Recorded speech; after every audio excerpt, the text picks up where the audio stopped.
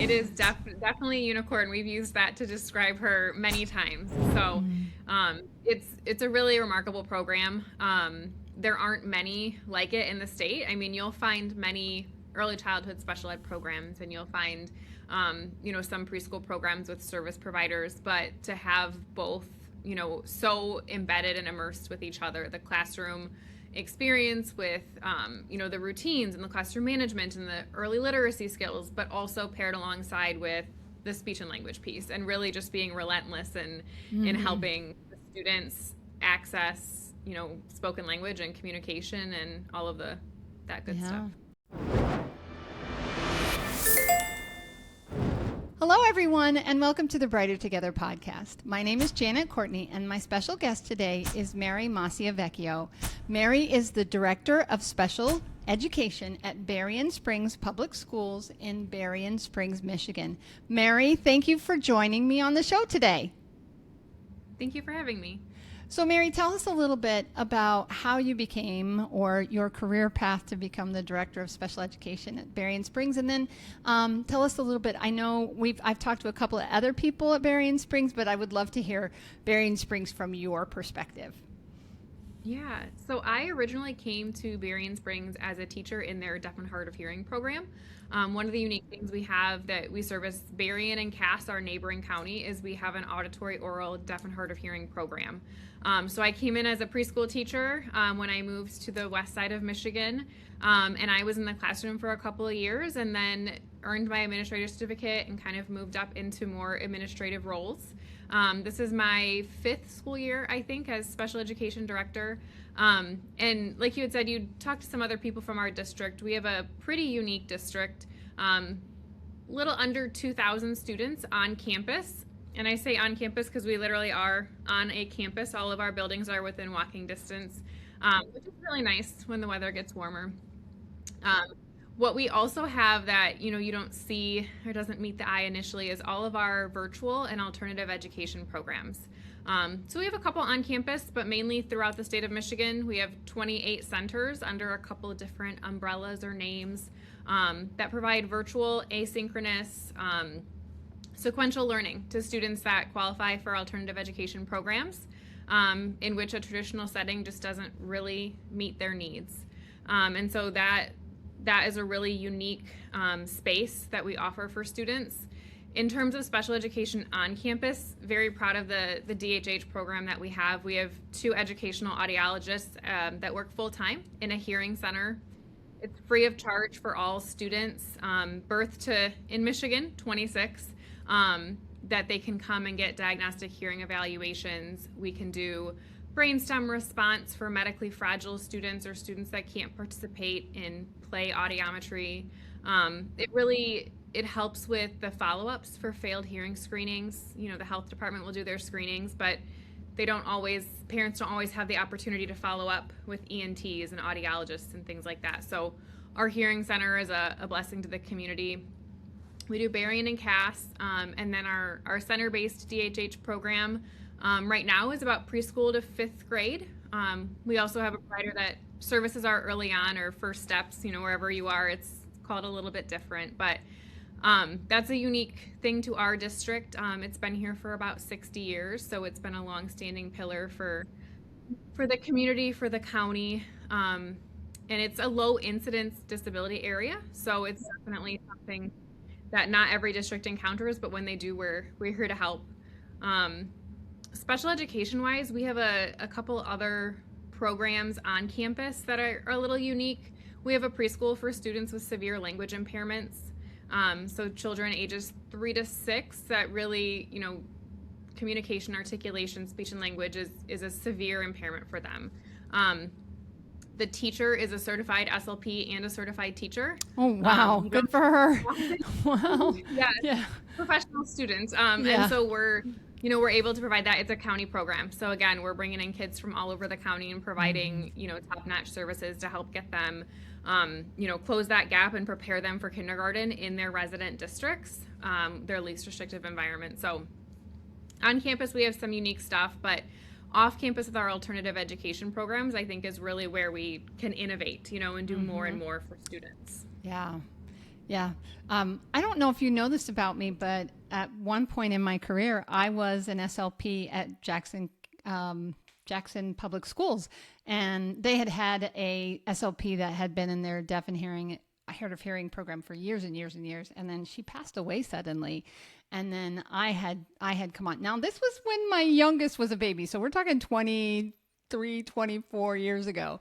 But I did that for a couple of years. And that's when cochlear implants were just coming into the scene. And U of M was doing really, really, and they still are. I know I still do cochlear implants, but they were one of the pioneers in the cochlear implant world. And it was an amazing time to be in that position and to be doing what I was doing. I learned so much about speech and about, and I was it for Jackson as far as the hearing impaired program. And I took some extra sign language classes and use it and lose it. I've lost most of it, but it was an amazing time in my career and a unique opportunity for me to be able to do that as well. So you're talking in a place that's very close to my heart. So love that. And my first year, actually, when I went to college, the very first time was to be, I was 17, so I didn't know what I wanted, but I thought I'd be a teacher of the deaf and hearing handicapped. And then I ended up going into speech later. But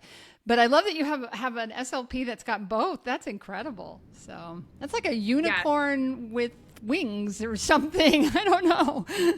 Yeah, it is definitely a unicorn. We've used that to describe her many times. So it's a really remarkable program.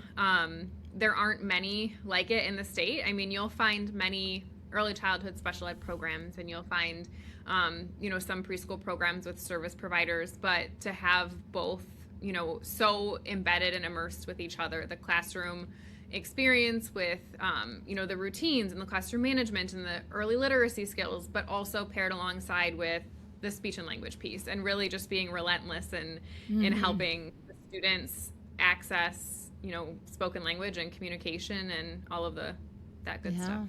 So are you finding that there are some people that hear about you when they have a child that has those needs that will move to that area so that they can access those services? I can't think of any that have moved for the services. We have had some that are saying, hey, we're looking at houses. We might move here. We might move there. And we'll say, awesome, glad you're looking. Just so you know, this is a county program available to students in Berrien County. And then they'll say, oh, we're not leaving. We're not going anywhere then, We've had some families that, will have the third of 3 siblings. And so they all come through the program and the parents are aware. And our early on team is really helpful in advocating for students coming out of early on if they need placement. And then our local districts, we, release out to SLPs about this time of year, send us your referrals. We, get to know these kids. We want to help the districts. And so we've got really good relationships with our local districts and the early on team to be able to, we always are functioning at capacity with state max in that classroom. And so I haven't had any families move in. If I do, I'll let you know. That would be phenomenal. But we have had some families say, I will not be moving because I need to stay within the county because I want my child to continue with the program. Yeah, absolutely. And what a blessing it is to those kids in your county that have those services. And I'm glad we're talking about it because now more will hear about it. So it's something that you've had. It was a part of what you walked into, right, when you took the job. You said Yes. It's been there for 60 years.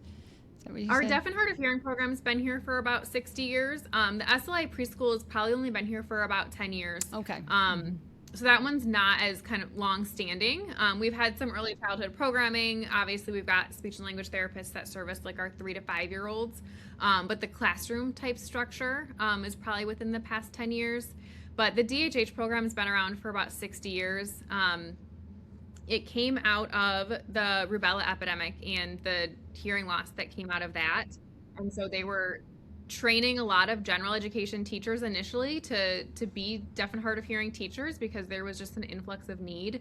And so the program's evolved. It used to go all the way through high school, but as early identification and early intervention and all of those pieces come about, students are exiting earlier and earlier. And so we've kind of consolidated back down. We no longer have a high school program, have phased out the middle school program. And so really about fifth grade is the top that we go. But again, least restrictive environment. Once students are able to access the curriculum, with supports that are portable, like the portability factor.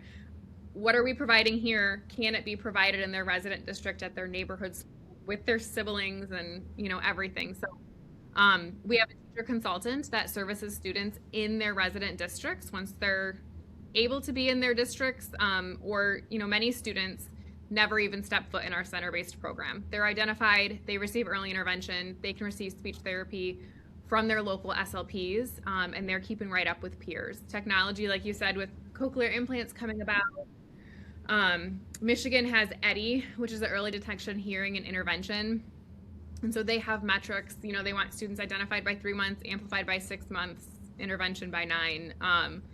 And so really with the newborn hearing screenings and different pieces like that, students are able to get access to sound so much sooner. Which is critical, which is absolutely critical. Yeah, for speech development, speech and language development. Mm-hmm. Yes. Yeah.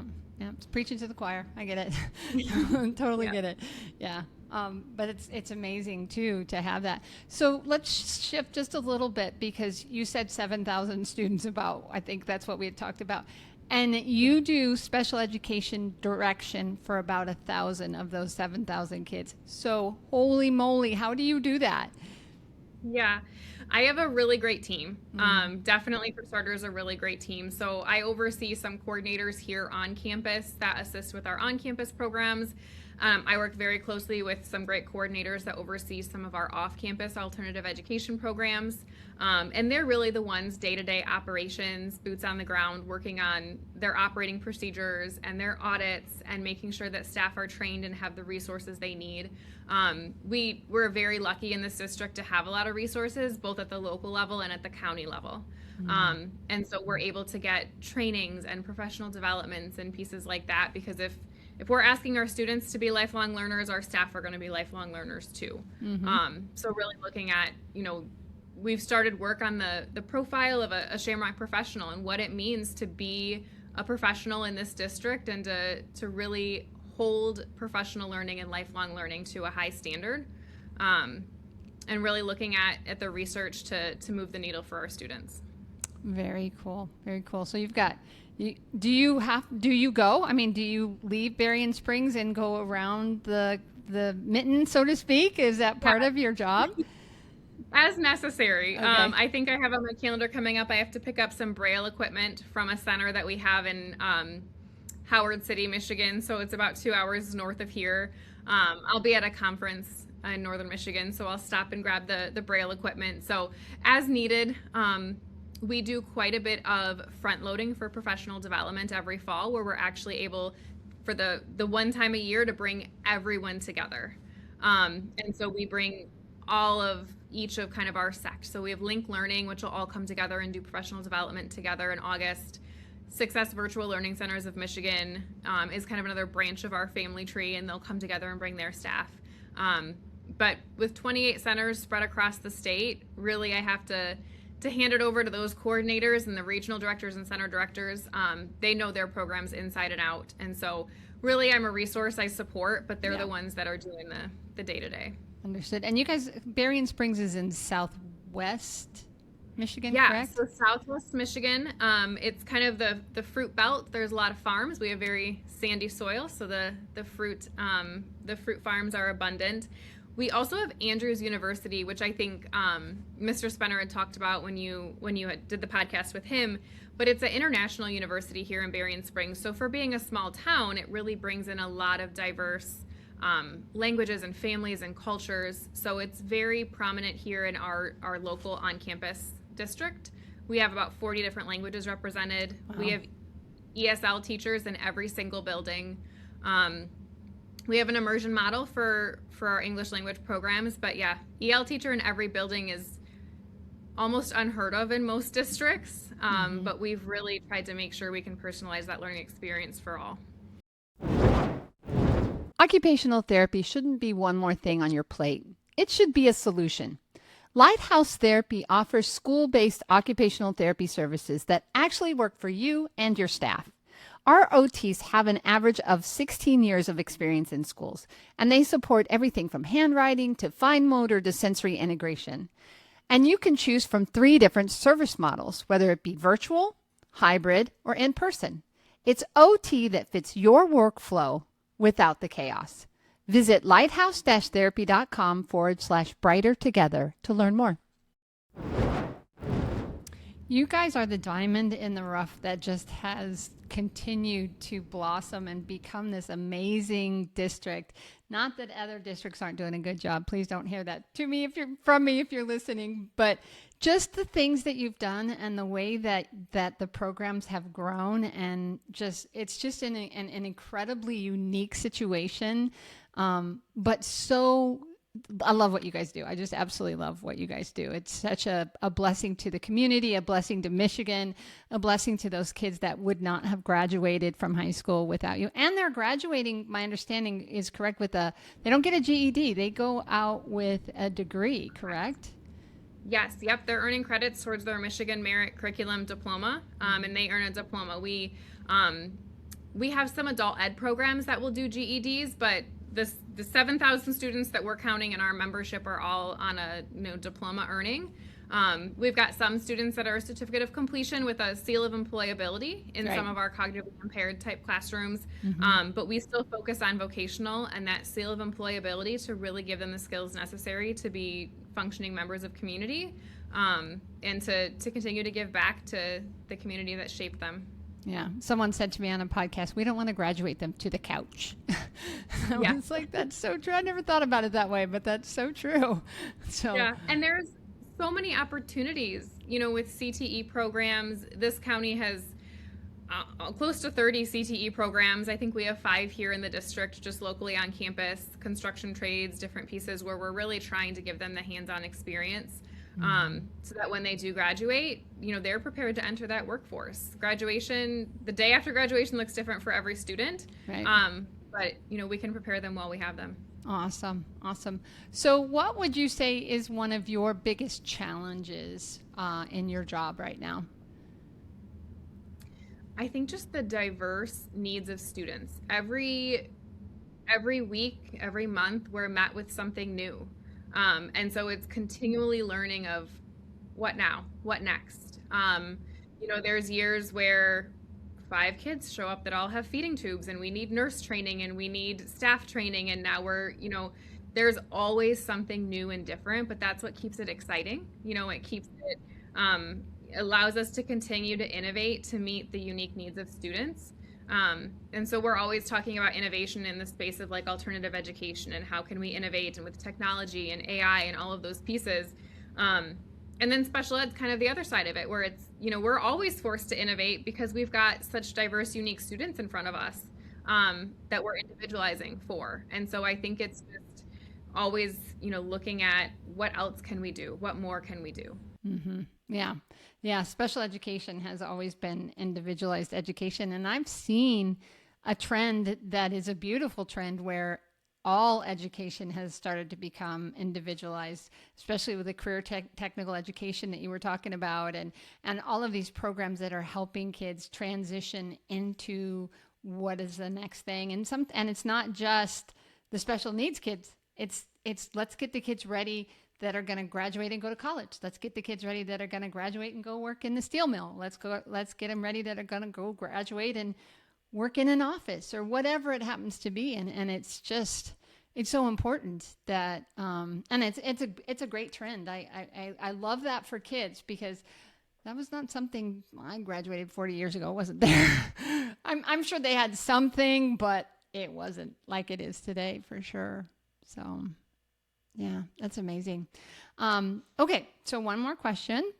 And we know, and you've probably heard me say this question, but if you could fix one thing in your world, can't be money, right? One thing in your world that you have to deal with pretty regularly, and you would love to never have to deal with it ever again, what would that one thing be? if it can't be money and resources, I think time. Okay. That's a good one. More time with students, more time to train and develop staff, more time to innovate. It's never ending, and it never should end. But I really just think we only have so many minutes in a day to accomplish so much.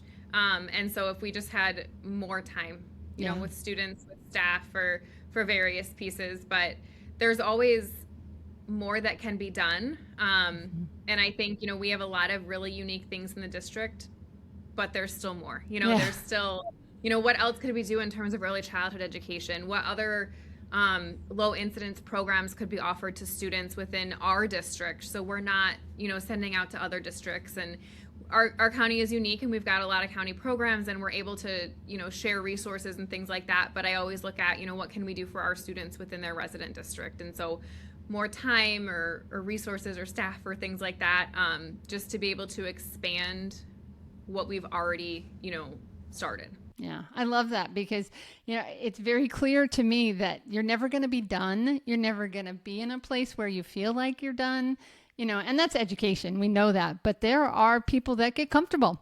You know, it's like, okay, we figured this out, so we're good, right? No, no, that's not I mean, and even as myself being an entrepreneur and working in teletherapy since 2011, it's constantly evolving. There's new things happening. AI is going to change this landscape immensely, and we're working to be prepared for it so that we can support schools even more. You know, finding ways to partner and be a resource that is a positive thing for schools is the reason that Lighthouse exists, you know. So it's just always, and that's the same thing here. You know, it's like, what new challenge, what new thing is going to happen, what new thing is, and sometimes we go, okay, let's figure it out.